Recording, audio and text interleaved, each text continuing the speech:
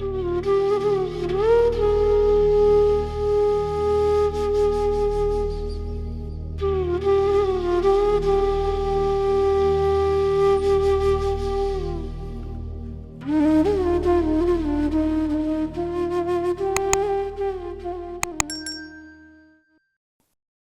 संगत जी, आपको भी नमस्ते।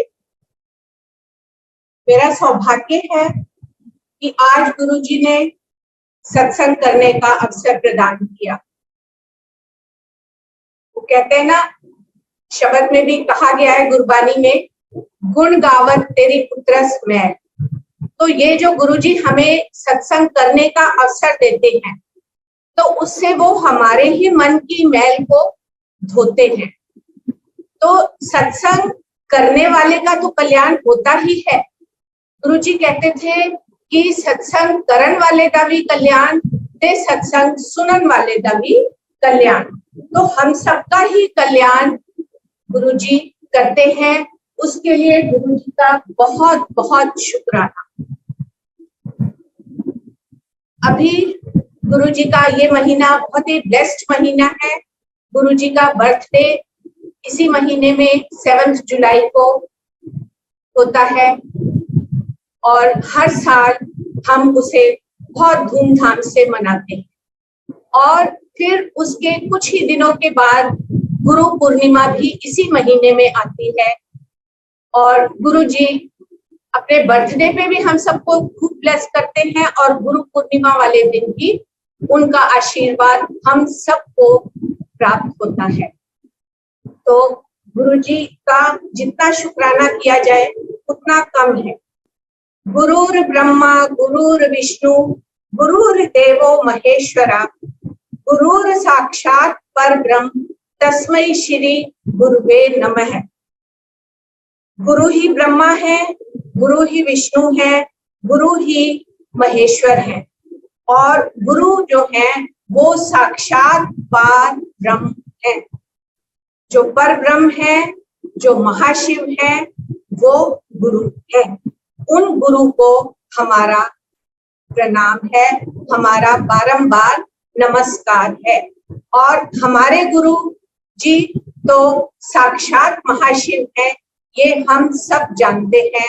तो अपनी शरण में जो उन्होंने हम सबको लिया है, उसके लिए हम सबका बारंबार नमस्कार, शुक्रिया, शुक्राना, शुक्राना, शुक्राना।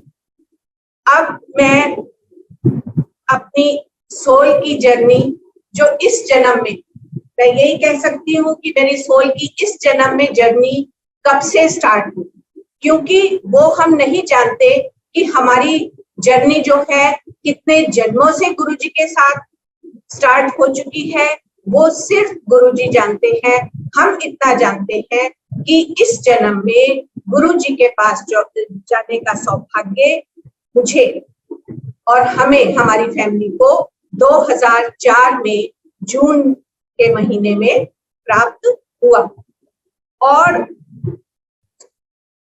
जाते ही पहले ही दिन जब मैं उनके पास गई तो वहां का ऑरा इतना डिवाइन था और पिन ड्रॉप साइलेंस, सारी संगत बिल्कुल चुपचाप बैठी थी और इतना अच्छा लग रहा था मुझे कि ऐसा लगा कि ये वो स्थान है जहां पे मैं रोज आ सकती हूँ। क्योंकि उससे पहले कभी भी मैं किसी गुरु के पास नहीं गई थी, ना ही मैं पूजा पाठ करती थी। पूजा पाठ हमारे हिसाब से, मैंने अपने फादर को देखा था कि वो हर घर आए का स्वागत करते थे, हर एक की हेल्प के लिए हमेशा तैयार रहते थे और हमेशा सद्मार्ग पे चले, ईमानदारी के मार्ग पे चले। तो उनको देख के हम सबको भी यही लगता था कि यही धर्म है। उन्हें कभी हमने पूजा पाठ करते नहीं देखा, लेकिन हमेशा अच्छे काम करते देखा, ईमानदारी और सच्चाई से अपनी नौकरी, अपना जीवन व्यतीत करते देखा। तो उसी को हम सब ने भी अपना धर्म माना और हम भी पूजा पाठ नहीं करते थे, किसी गुरु के पास नहीं जाते थे। और देखिए, ये सौभाग्य हमारा कि 2004 में मेरी एक फ्रेंड ने मुझे बताया कि ऐसे गुरुजी हैं और किरण तुम उनके पास चलो। और उसने मुझे ये इसलिए कहा क्योंकि उसी साल उसी समय मेरे को एक्चुअली मैं ब्रेस्ट कैंसर की पेशेंट रही हूँ। 95 में मेरा ऑपरेशन हुआ था, 1995 में, और 3rd स्टेज थी और मैं ठीक हो गई थी। अब 2004 में डॉक्टर्स को फिर से शक हुआ कि दूसरी ब्रेस्ट में भी कैंसर स्टार्ट हो चुका है। तो मैंने अपनी फ्रेंड को नहीं बताया था, बट मेरे हस्बैंड ने उनके हस्बैंड को बता दिया था। उन्होंने मेरी फ्रेंड को बताया और उसने मुझे ये नहीं शो किया कि उसे पता है, और उसने कहा कि ऐसे ऐसे गुरुजी हैं कि मैं चाहती हूँ तुम उनके पास चलो, तुम्हारी कुछ प्रॉब्लम्स भी चल रही है, बच्चों की भी, तो तुम अगर वहां जाओगी तुम्हें बहुत अच्छा लगेगा। ये गुरुजी का बुलावा था, इसलिए मेरे मुंह से ना नहीं निकला और मैंने उनसे कहा कि ठीक है मैं चलूंगी। और नेक्स्ट डे उनके साथ हम बड़े एम्पायर स्टेट गए। सबसे पहले तो उनका भी शुक्राना, क्योंकि वो हमें गुरुजी के पास लेके गई, उन्होंने हमें महाशिव से मिलवाया, तो उनका बहुत बहुत तहे दिल से शुक्राना। और उसके बाद जब हम अंदर एंटर करें, वही पिन ड्रॉप साइलेंस, सारी संगत बिल्कुल चुपचाप बैठी थी, बहुत डिवाइन ऑरा था, बहुत अच्छा लगा। हम भी जाके वहां जहां हमें सेवादार अंकल ने बिठाया हम बैठ गए। उसके बाद चाय प्रसाद आई, फिर शब्द चल रहे थे, वो सुन के आंखें बंद करके हम शब्द सुन रहे थे, और उसके साथ ही आंखों से अचानक आंसू निकलने शुरू हो गए। और वो इतने आंसू निकले कि उनपे मेरा अपना कोई कंट्रोल नहीं था। मैं चाह रही थी कि उनपे कंट्रोल करके आंसू रोक लूं, लेकिन वो आंसू बिल्कुल भी नहीं रुक रहे थे और उनपे मेरा कोई कंट्रोल नहीं था। तो उसके बाद वहीं बैठ के बहुत आनंद, शब्द जो चल रहे थे उनसे बहुत सुकून मिल रहा था और बहुत ही अच्छा लग रहा था। फिर जब गुरुजी अपने कमरे से निकल के बाहर आए और अपने आसन पे बैठे, तो जैसे ही वो कमरे से निकल के आए तो चारों तरफ बहुत खुशबू फैल गई, पूरी हॉल में खुशबू फैल गई। और वो इतनी अच्छी खुशबू थी कि ऐसे लगा कि इतनी प्यारी खुशबू तो कभी भी हमें नहीं आई है। नहीं समझ में आया ये खुशबू कहाँ से आ रही है, उनके कपड़ों से आ रही है या कहाँ से आ रही है। अब तो हम सब जानते हैं कि वो खुशबू गुरुजी की खुशबू है, उस समय नहीं पता था। तो बहुत अच्छा लगा, गुरुजी आके बैठ गए और उसके बाद गुरुजी की तरफ जब देखना चाहा तो नजरें एकदम झुक गई, क्योंकि ऐसे लगा गुरुजी तो मुझे ही देख रहे। और बाद में पता लगा ये एहसास हर संगत का है कि गुरुजी की तरफ जो भी देखता है उसे लगता है कि गुरुजी उसको ही देख रहे हैं। तो गुरुजी महाशिव है, परमात्मा है, रब है, तो वो तो एक साथ हम सबको देख सकते हैं। तो उनकी तरफ देखने की हिम्मत हमें नहीं होती। उनके पास से जब वापस आए तो बहुत बहुत बहुत मन को सुकून मिल चुका था, और यही एहसास था कि नहीं, ये वो जगह है जहां मैं रोज आ सकती हूँ। और संगत जी, सच में हमने रोज वहां जाना शुरू कर दिया। और वहां से जब वापस आए तो रात को मुझे सपने में गुरुजी ने दर्शन दिए। उस समय नहीं पता था कि ये दर्शन है, उस समय तो लगा कि मुझे वहां जाके अच्छा लगा था, तो इसलिए गुरुजी सपने में आए हैं। और गुरुजी ने कहा, उन फिक्र ना कर, गुंजनदा भी ठीक हो जाएगा, ते बाकी भी सब ठीक हो जाएगा। तो मुझे ये समझ में नहीं आई कि मेरी तो गुरुजी से कोई बात ही नहीं हुई, तो उन्हें कैसे पता कि हमारी लाइफ में कोई प्रॉब्लम है। गुंजन को कोई प्रॉब्लम है या हमें कोई प्रॉब्लम है, उन्हें कैसे पता? हमने तो कोई बात भी नहीं की उन्होंने उनसे, और ना ही उन्होंने कुछ पूछा। अब हम सब जानते हैं कि गुरुजी जब एक बार हमें देख लेते हैं तो हमारा पास्ट, प्रेजेंट, फ्यूचर वो सब जानते हैं। हमारी फाइल जन्मों जन्मों की उनके सामने खुल जाती है। वो जानते हैं हम क्या कर्म करके आए थे, क्या कर्म अब कर रहे हैं और क्या कर्म हम आगे जाके करने वाले हैं। तो वो इतने दयालु और कृपालु हैं कि वो 10% कर्म हमें भुगत पाते हैं और 90% कर्म अपने ऊपर ले लेते हैं। तभी तो पहली बार में ही जाके इतनी शांति मिली, इतनी शांति मिली कि लगा कि इतनी शांति तो जिंदगी में अभी तक कभी नहीं मिली। सो शुक्राना गुरुजी, पहली बार में ही इतनी कृपा करने कहा, और जो सपने में आके दर्शन दिए और जो आपने कहा उसका भी बहुत बहुत शुक्राना। और जो गुरुजी कहते हैं वो ब्रह्म वाक्य होता है और वैसा ही होता है, और जो गुरुजी ने कहा बिल्कुल वैसे ही हुआ। गुंजन का भी वो जानते थे क्या प्रॉब्लम चल रही है और हमारा भी वो जानते थे कि क्या प्रॉब्लम चल रही है। तो उस हिसाब से बिल्कुल उन्होंने सब कुछ ठीक कर दिया। मेरे साथ ये प्रॉब्लम थी कि जो मैंने बताया कि सेकेंड टाइम ब्रेस्ट कैंसर का अंदेशा था डॉक्टर्स को। तो आफ्टर 6 मंथ्स जब मेरा दोबारा से बोन स्कैन हुआ तो डॉक्टर्स ने उस दिन जितने पेशेंट्स का बोन स्कैन किया था उनमें से उन्होंने 3 पेशेंट्स को रोका और बाकी सबको कहा कि आप जाइए, आप सब ठीक हैं। और जिन 3 को रोका था उनमें उन्होंने मुझे भी रोका था। तो जब उन्होंने बुलाया 10 मिनट के बाद मेरा नाम लेके, तो मैं गई। तो एक्चुअली जिस टाइम वो बोन स्कैन करते हैं तो कंप्यूटर पे वो देखते रहते हैं जिस टाइम कर रहे होते हैं। उसके बाद वो अपने रूम में फिर से कंप्यूटर में देख के और फिर रिपोर्ट बनाते हैं और हमें बताते हैं कि क्या पोजीशन है। तो डॉक्टर्स ने रूम से जब मुझे बुलाया, मैं गई। देन दे सेड कि जब हम आपका बोन स्कैन कर रहे थे उस समय तो हमें राइट साइड में क्लियर दिखाई दे रहा था, लेकिन अब जब हम देख रहे हैं, बार बार देख रहे हैं, पर हमें कुछ भी दिखाई नहीं दे रहा। तो जब कुछ दिखाई ही नहीं दे रहा तो जाइए आप ऐश कीजिए। अब देखिए संगत जी, ये ऐश कीजिए वाले वर्ड्स, जा ऐश कर, तेरा कल्याण कीता, जा ऐश कर, ये वर्ड्स गुरुजी के होते हैं।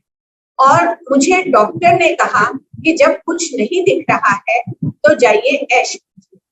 और 2004 से अब 2022 आ गया है और गुरुजी की कृपा से गुरुजी ने ऐश ही करा रखी है। थैंक यू गुरुजी, शुक्राना गुरुजी, आपका तहे दिल से शुक्राना। जितना भी शुक्राना करें वर्ड्स नहीं है हमारे पास।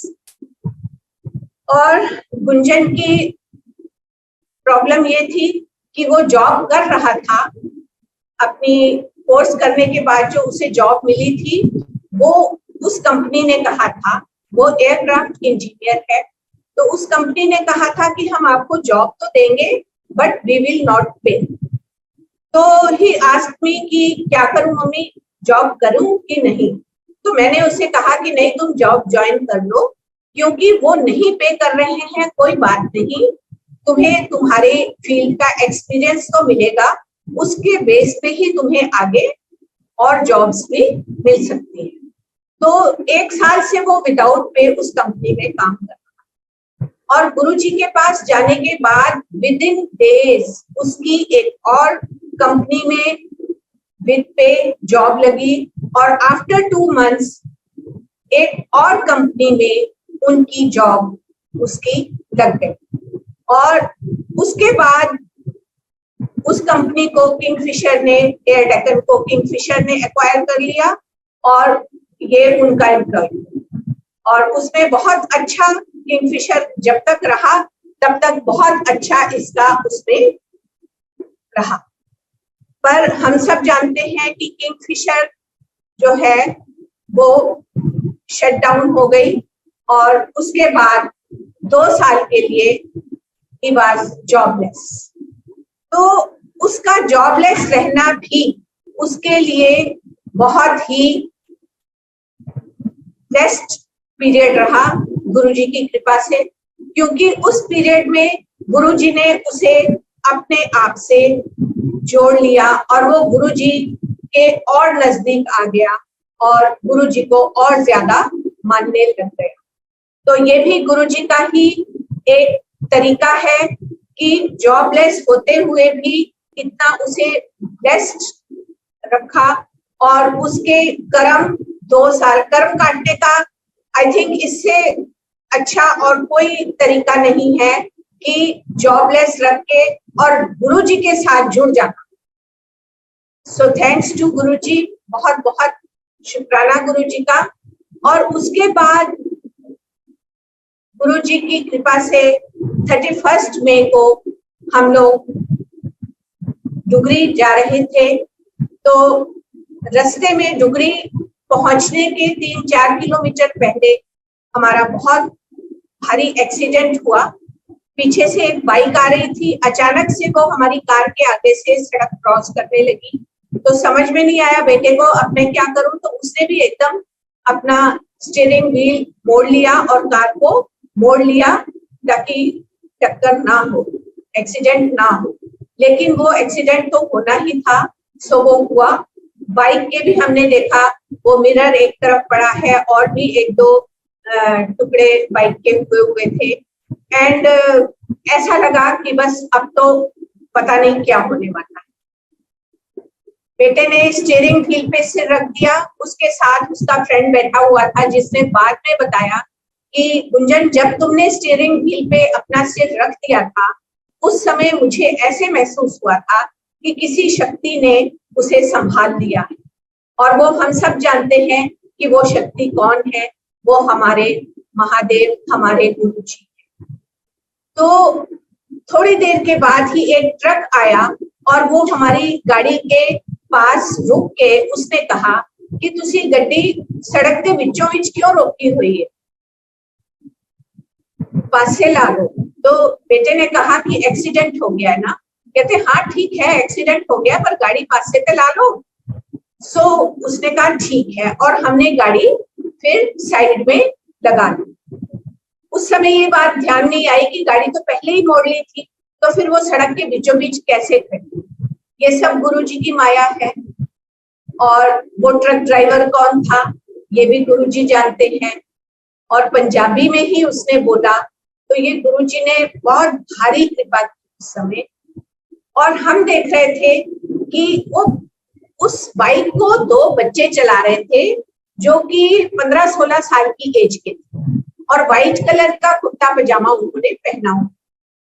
सो हम देख रहे थे वो बच्चे कहाँ है, तो हमने देखा कि वो पीछे खड़े हैं और पीछे उनके साथ 3-4 गांव के लोग भी खड़े। तो हम उनकी तरफ जाने लगे तो उन्होंने इशारे से कहा कि आप जाओ, हम ठीक हैं। पर फिर भी हमें विश्वास नहीं हो रहा था कि इतना भारी एक्सीडेंट हुआ है, जब बाइक के टुकड़े हो गए तो वो कैसे ठीक हो सकते हैं, उन्हें कहीं ना कहीं तो चोट आई होगी। और हम उनके पास गए, सच में वो बिल्कुल ठीक थे, बिल्कुल प्योर व्हाइट कलर के कुर्ते पजामे दोनों ने पहने हुए थे और कहीं भी उनमें धूल का कण नहीं था, कहीं उनके शरीर में कोई चोट भी नहीं थी, कुछ भी घसीट तक नहीं थी। मतलब ऐसे लग रहा था कि वो बिल्कुल साफ सुथरे कपड़े पहन के अभी कहीं जाने को तैयार खड़े हैं। तो मैंने उनसे कहा, मैंने कहा तुम्हें पता है कि तुम्हें किसने बचाया और हमें किसने बचाया? हमें हमारे गुरुजी ने बचाया है और हम उन्हीं के पास जा रहे हैं डुगरी, और चलो तुम्हें भी ले चलते हैं क्योंकि हमारे पास 2 सीट्स हैं, आराम से आप हमारे साथ जा सकते हो। और हम चल के उनका शुक्राना करते हैं। पर उन्होंने कहा कि नहीं आप जाइए, तुसी जाओ, असी आप पे आ जाओ।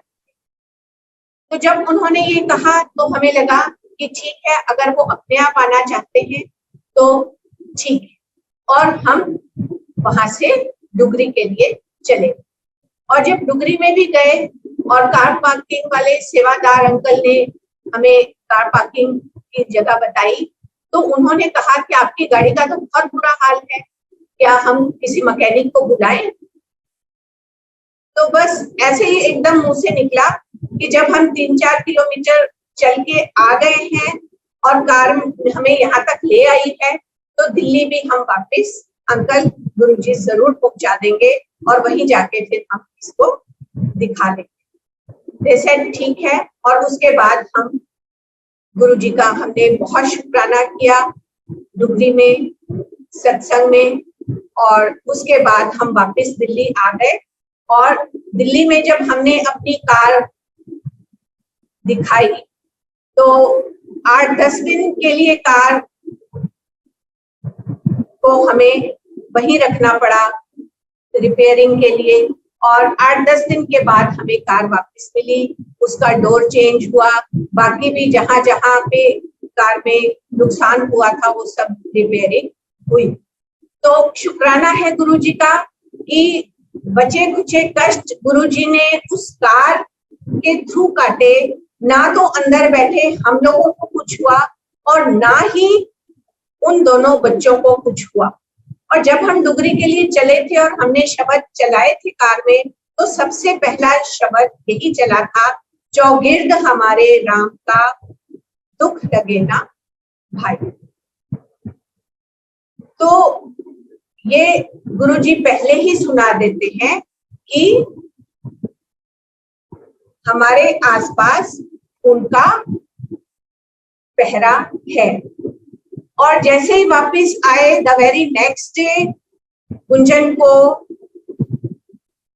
अपॉइंटमेंट लेटर मिला अनदर एयरलाइंस, एक और एयरलाइंस का, और गुंजन ने वहां जाके ज्वाइन कर लिया। तो शुक्राना गुरुजी का कि उस पीरियड में गुरुजी ने उसके जो कर्म थे वो काटे और बचे कुचे कर्म एक्सीडेंट के थ्रू काट के और उसको वापस री एम्प्लॉय किया। तो शुक्राना गुरुजी का बहुत बहुत शुक्राना। और संगत जी, मुझे कमर दर्द की बहुत बहुत प्रॉब्लम रहती थी, सालों से मैं वो झेल रही थी और बहुत डॉक्टर्स को दिखाया था, सभी डॉक्टर्स को दिखा के और सारे इलाज करवा के भी मेरी कमर में दर्द ठीक नहीं हुआ था। और मैंने उसे अपना लिया था कि ये तो जीवन में साथ साथ ही चलेगा। पर गुरुजी हमारे इतने कृपालु और दयालु हैं कि 2004 में उनके पास हम गए थे। और कुछ साल से संगत जी ऐसा हो रहा था कि मेरी कमर सर्दियों में झुक जाती थी और मैं कुछ दिन के लिए सीधी नहीं चल पाती थी। झुकी कमर के साथ चलना बहुत मुश्किल होता है, तो हर साल इतनी छुट्टियां लेना भी मुश्किल होता है। सो मैं स्कूल जाती थी उसी अवस्था में, और मेरे हस्बैंड मुझे छोड़ के भी आते थे और लेके भी आते थे। अब 2004 में भी जब सर्दियां आई तो मेरी फिर से वही अवस्था हो गई, मेरी कमर झुक गई और मैं उसी छोटे छोटे कदमों से चल के स्कूल जाती रही। मेरे हस्बैंड छोड़ के आते रहे, स्कूल में क्लासेस लेती रही और हस्बैंड फिर ले आते थे, मैं घर आती रही। तो ऐसे में ही जब गुरुजी के पास जाने का दिन आया, क्योंकि थर्सडे फ्राइडे सैटरडे संडे चारों दिन गुरुजी बैठते थे, तो जब गुरुजी के पास जाने का दिन आया तो मेरे बेटे ने कहा शाम को कि मम्मी आज तो आप नहीं जा पाओगी क्योंकि आज तो आप ठीक से चल भी नहीं पा रही हो, तो मैं आज जाऊं गुरुजी के पास फिर। तो मैंने उससे कहा मैं क्यों नहीं जा पाऊंगी, अगर मैं स्कूल जा सकती हूँ तो मैं गुरुजी के पास क्यों नहीं जा सकती। देन ही सेड कि ठीक है आप चलिए, और हम दोनों गुरुजी के पास एम्पायर एस्टेट के लिए घर से निकल पड़े। जैसे ही हम एम्पायर एस्टेट के मेन गेट से अंदर हमने एंटर किया तो वैसे ही गुरुजी की वो खुशबू जो वो अपने कमरे से निकलते थे अपने रूम से निकल के अपने आसन तक जाते थे, तब जो खुशबू आती थी, वो खुशबू संगत जी एम्पायर स्टेट के मेन गेट से अंदर घुसते ही बहुत खुशबू है। इतनी खुशबू कि ऐसे लगा मेरे चारों तरफ वो खुशबू है और मैं उस खुशबू में नहा रही हूँ, और वो इतनी ज्यादा है कि वो मुझसे ली भी नहीं जा रही है। इतनी ज्यादा खुशबू मेरे अंदर जा चुकी है कि मैं उसको ले भी नहीं पा रही। तो मन में यही थॉट आई कि गुरुजी आप यहाँ तक लेने आए हो हमें, थैंक यू गुरुजी। तो क्योंकि गुरुजी की खुशबू है तो इसका मतलब गुरुजी वहां है। और उसके बाद उस खुशबू के साथ ही हम एम्पायर स्टेट एंटर गेट से हमने एंटर किया, सीढ़ियां चढ़ के, और फिर जब हम अंदर एंटर जैसे ही करें और वो सीढ़ियां नीचे हॉल में जो सीढ़ियां 2-3 नीचे उतरते हैं, उससे पहले जो थोड़ी सी जगह है वहीं गुरुजी बैठे थे और उनके चरणों के आसपास रोज पेटल्स थे। तो जैसे ही आगे मैं थी, पीछे बेटा था, जैसे ही मैंने एंटर किया अचानक से देखा वहां गुरुजी को बैठे, मैं झिझक गई और मैं एकदम रुक के मैंने गुरुजी को प्रणाम किया, उनके चरण छुए। और जैसे ही उनके चरण छुए गुरुजी एकदम उठ के खड़े हुए बहुत तेजी से, और एकदम तेजी से ही वो सीढ़ियां उतर के और अपने सीधा अपने रूम में चले गए। मुझे लगा मुझसे कोई गलती हो गई, गुरुजी यहाँ बैठे थे और मेरे चरण छूते ही वो यहाँ से उठ के अपने रूम में चले गए। तो ऐसा एहसास हुआ कि शायद मुझसे कोई गलती। और फिर हम भी सीढ़ियां उतर के और हॉल में जहां हमें सेवादार अंकल ने बिठाया, हम वहां पर बैठ गए और उसी तरह से चाय प्रसाद आया, हमने चाय प्रसाद ग्रहण किया और शब्द चल रहे थे, उनका हमने आनंद लिया। फिर गुरुजी हमेशा की तरह चोला पहन के जब बाहर आके आसन पे बैठते थे, तो वो उसी तरह से चोला पहन के अपना बाहर आए और आसन पे बैठ गए और इसी तरह सारी संगत को ब्लेस करते रहे। हम भी जब लंगर आया, लंगर ग्रहण करके गुरुजी की आज्ञा लेके अपने घर वापस आ गए।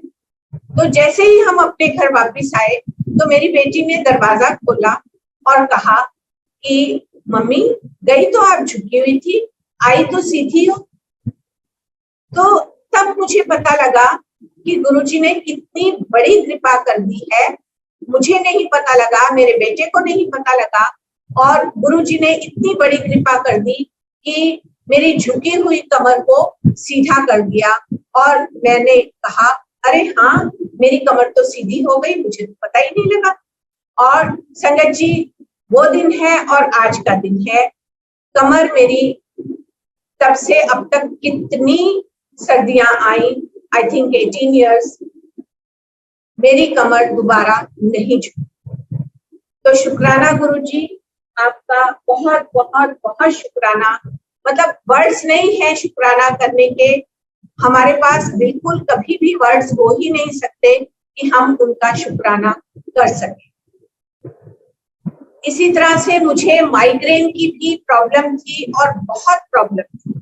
सालों से मेरे को सिर में इतना दर्द होता था, इसके लिए भी डॉक्टर्स को दिखाया और कोई फर्क नहीं पड़ा, उन्होंने भी दवाई दी, पर मेरा माइग्रेन की प्रॉब्लम उसी तरह से चलती रही और कई कई दिन तक मेरे सिर में दर्द होता था और मैं बहुत तकलीफ सहती।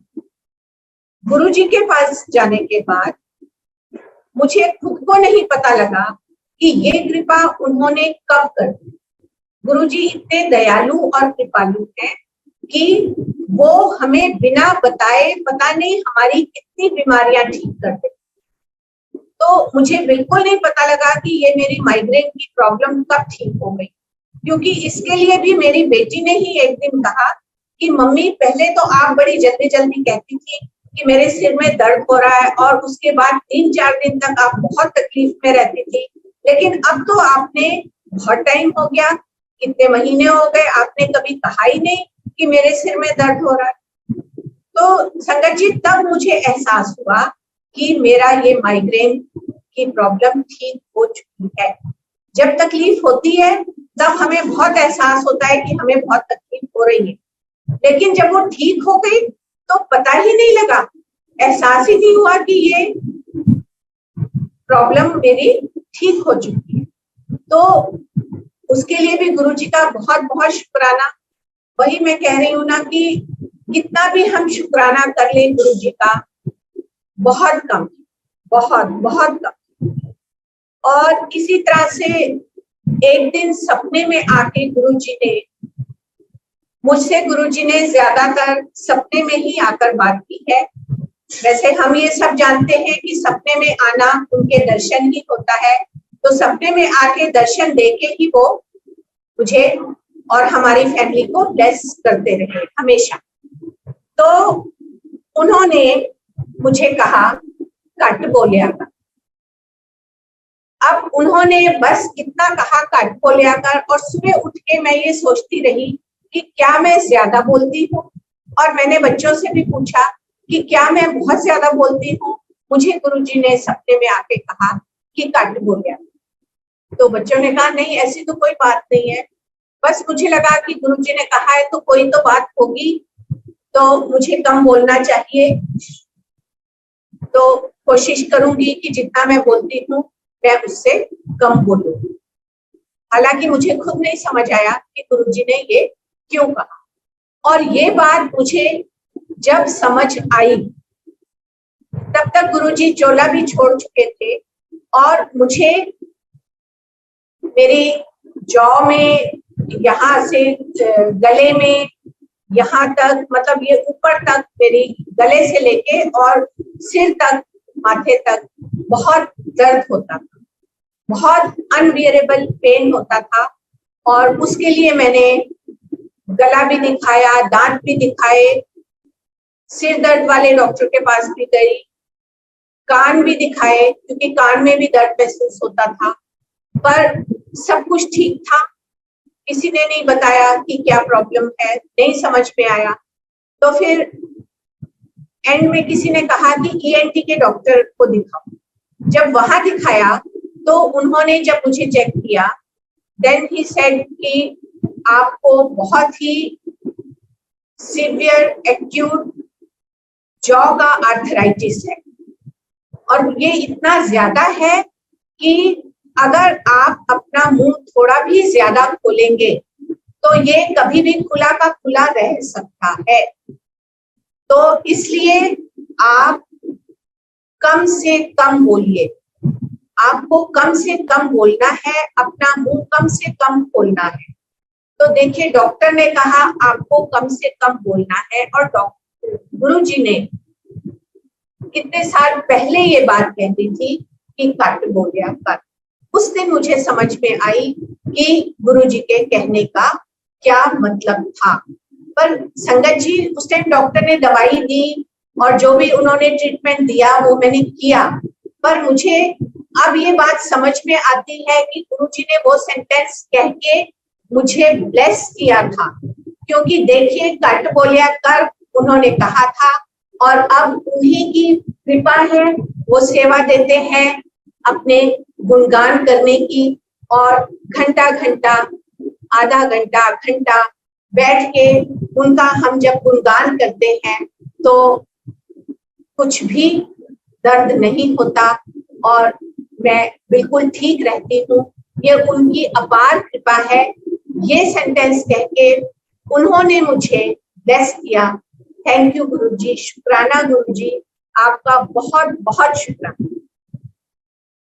अब संगत जी एक और मैं सत्संग सुनाती हूँ कि शुरू में मेरे मन में ये बात आई कुछ साल के बाद कि हम हर महीने अपने घर में गुरुजी का सत्संग किया करें। तो जब ये थॉट आई तो ये थॉट भी साथ में आई कि जब मैं रिटायर हो जाऊंगी तो उसके बाद से हर महीने घर में सत्संग किया करूंगी। पर थॉट आ गई और गुरुजी, तक पहुंच गई। और गुरुजी ने तो वो थॉट आते ही घर में सत्संग शुरू करा दिया एवरी मंथ का, और उन्होंने रिटायरमेंट की वेट नहीं की। उससे 1 साल पहले ही घर में एवरी मंथ सत्संग होने शुरू हो गए। और उसके लिए हम गुरुजी के आसन के लिए चोला हर महीने नया लाते थे। और संगत जी, हम सब जानते हैं शुरू में हम सब लोग क्या करते थे कि सूट का कपड़ा लेते थे और उसी को आसन पे बिछाते थे और वही चुन्नी यूज करते थे। और उसके बाद उस सूट को घर के कोई भी सदस्य, बेटी या बहू या खुद, हम लोग इस्तेमाल कर लेते थे गुरुजी की ब्लेसिंग्स समझ के। तो हर महीने एक सूट का कपड़ा हम लेके आते थे और गुरुजी का सत्संग होता। एक बार जब मैं सत्संग से पहले सूट लेने गई तो वहां मुझे 3 सूट बहुत पसंद आए। तो अब समझ नहीं आ रहा था इनमें से कौन सा लेके चलूं गुरुजी के। तो एकदम से थॉट आई कि तीनों ही ले लेती हूँ, कि हर महीने आती हूँ तो अब 3 महीने नहीं आऊंगी और यही सूट 3 महीने तक एक एक करके गुरुजी के आसन पे हम बिछाएं। तो उस महीने का सत्संग हो गया और संगत जी उसके बाद गुरुजी सपने में आए और उन्होंने दिखाया कि घर का जो हमारा डाइनिंग रूम है वो हमारे घर का ब्रह्म स्थान, उसी जगह पे देखा कि गुरुजी का आसन है और गुरुजी आसन पे बैठे हैं। और मुझे उन्होंने कहा, तू की समझनी है, तू की सोचती है कि तू जो ले आई है मैं वही पहनना वा, मैं ते अपना चोला आपे पाके आनी। संगत जी, मुझे इतनी शर्म आई कि मैं 3 चोले एक साथ खरीद के ले आई। तो गुरुजी ने मुझे ये बात कही कि तू की सोचनी है कि जो तू ले आनी है मैं वही पहनना, मैं ते अपना चोला खुद ही पाके आना। तो उस दिन मुझे समझ में आ गई कि इस तरह से मुझे आगे से सूट नहीं लेके आने हैं, क्योंकि गुरुजी तो अपना चोला खुद पहन के आते हैं। उस दिन के बाद से हमने सूट नहीं लाए और गुरुजी के आसन पे हम गुरुजी के लिए अलग से उनका आसन पे बिछाने के लिए कपड़ा लाने लगे। और उसके बाद से सूट का कपड़ा हम कभी भी हमने लाके आसन पे नहीं बिछाया। पर संगत जी, अब ये मत समझिएगा कि ये मैं सबके लिए कह रही हूँ, क्योंकि ये आदेश गुरुजी का मेरे लिए था। नहीं जानती, वो जानते हैं कि उन्होंने ये क्यों आदेश दिया, और उन्होंने जब ये आदेश मुझे दिया है तो वो आदेश मेरे लिए ही है, हमारे लिए ही है। और ये मैं सारी संगत को नहीं कह रही, क्योंकि कुछ संगत अभी भी ऐसा करते हैं। उनको अगर गुरुजी ने मना करना होगा तो गुरुजी उनको स्वयं मना करेंगे। ये मेरा खुद का गुरुजी द्वारा दिया गया आदेश और उसका मैं पालन कर रही हूँ। सो शुक्राना गुरुजी, आपका बहुत बहुत शुक्राना। अब गुरुजी को उनकी सेवा करते हम देखते थे कि आंटीज एंड अंकल्स उनके चरण दबाते हैं, टांगे दबाते हैं, कुछ लोग हाथ और बाहें भी दबाते थे। तो इस तरह से काफी संगत को देखा ये सब करते हुए, तो मन में ऐसा आता था कि गुरुजी काश मैं भी आपकी सेवा कर पाती, पर कभी गुरुजी को नहीं कहा और ना ही गुरुजी ने कभी ऐसे सेवा करने के लिए कहा। एक दिन दोपहर का समय था और अचानक से मुझे नींद आने लगी और अर्ध निद्रा अवस्था थी वो मेरी, क्योंकि मुझे लग रहा था मैं जाग रही हूँ, लेकिन ऐसा भी लग रहा था कि मैं सो रही। और उस अर्ध निद्रा अवस्था में ही गुरुजी ने दर्शन दिए। ऐसे दिखाया कि बेसमेंट है, और तब तक मैं संगत जी मैंने बड़ा मंदिर नहीं देखा। और गुरुजी उस समय शरीर रूप में थे, उस समय की ही बात है। और बड़े मंदिर तक नहीं, एम्पायर स्टेट तक ही मैं रोज जाती थी, मुझे पता भी नहीं था कि बड़ा मंदिर है। तो उस समय मुझे बेसमेंट के दर्शन, जो कि गुरुजी के बड़े मंदिर में बेसमेंट है, उस बेसमेंट के दर्शन मुझे गुरुजी ने करवाए सपने में। और मैंने देखा वहां आसन पे गुरुजी बैठे हैं और उन्होंने मुझे आवाज लगाई, किरण जा भोग की थाली ले आ। और मैं भोग की थाली लेके आई और मैंने उन्हें दी और गुरुजी ने भोग लगाया। तो शुक्राना गुरुजी का, बहुत बहुत शुक्राना। जो ये मन में इच्छा थी कि काश मुझे भी गुरुजी कोई सेवा देते, तो वो गुरुजी ने सपने में वो सेवा देके कृतार्थ किया। शुक्राना गुरुजी, आपका बहुत बहुत शुक्राना। और तब तक बड़ा मंदिर नहीं देखा था। बड़ा मंदिर भी मैंने बहुत बाद में देखा और उसका भी एक सत्संग है कि एक अंकल, सेवादार अंकल ने मुझे, गुरुजी के पास हम बैठे थे और अचानक से उन्होंने आके मुझे कहा कि आपको अब आज्ञा है। और मुझे समझ में नहीं आई क्योंकि तब तक लंगर भी नहीं हुआ था।